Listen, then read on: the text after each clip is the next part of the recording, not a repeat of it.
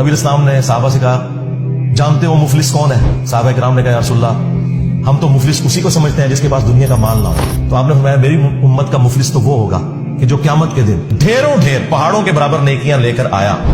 और उसमें नबी इस्लाम ने मुस्लिम शरीफ के अल्फाज हैं गिनवाया। कौन सी नेकियां? नमाज, रोजा, हज, ज़कात। ये सारे बड़ी बड़ी नेकियां यही हो सकती हैं, और नबी इस्लाम ने गिनवाई। लेकिन इस हाल में आया कि दुनिया में किसी को मारा, किसी को पीटा, किसी का खून बहाया, किसी को नाहक डांटा, किसी को ज़हनी तकलीफ दी, वो लोग अल्लाह के हुजूर आएंगे और अल्लाह से कहेंगे कि आज हमें बदला चाहिए।